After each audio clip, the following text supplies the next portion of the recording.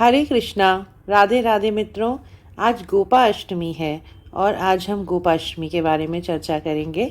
गोपाष्टमी गौ माता का त्यौहार है। इस दिन गौ माता की पूजा होती है। गौ माता के साथ हमारे ठाकुर जी की भी पूजा होती है, क्योंकि ये त्यौहार इसीलिए मनाया जाता है क्योंकि गोपा अष्टमी के दिन से ही ठाकुर जी ने गाय चराना शुरू किया था। कार्तिक मास के शुक्ल पक्ष की अष्टमी तिथि को गोपाष्टमी कहा जाता है और सनातन धर्म में गौ माता की पूजा का और सेवा का कितना महत्व है ये हम सब जानते हैं। तो आइए गोपाष्टमी की पूजा अर्चना के बारे में बात करें। गोपाष्टमी में गौ माता का श्रृंगार किया जाता है, उनका अभिषेक किया जाता है।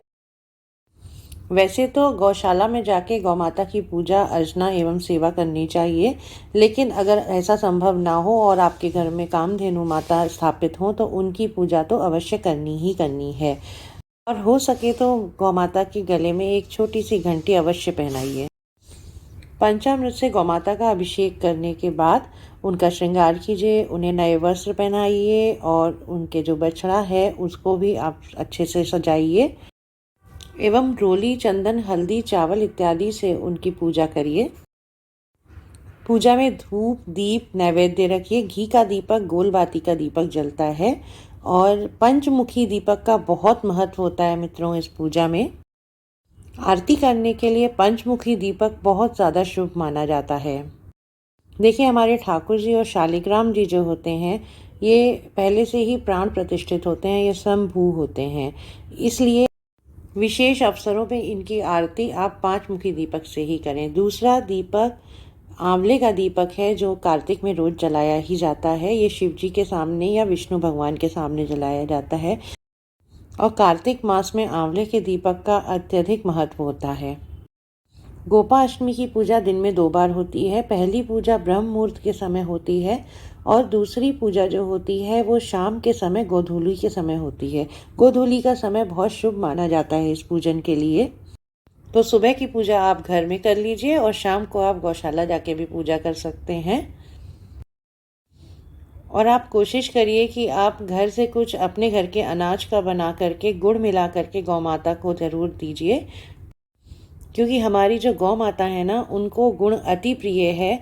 और अगर आप अपने घर के अन्न और घी का कुछ भी बना करके उनके लिए लेके जाते हैं, उन्हें अर्पित करते हैं, तो माता अन्नपूर्णा बहुत अधिक प्रसन्न होती हैं।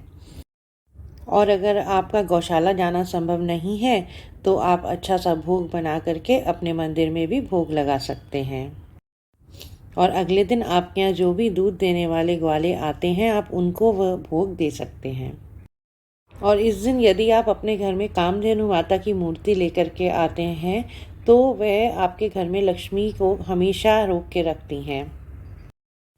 पूजन विधि अत्यंत सरल है मित्रों। आपको माता के अभिषेक के बाद धूप, दीप, नैवेद्य अर्पित करना है। और हमारे घर में कोई भी धार्मिक अनुष्ठान होता है तो उसके बाद एक छोटी सी अग्यारी या छोटा सा हवन जिसको कहते हैं वो करने से उसके कई गुना लाभ हमें प्राप्त होते हैं।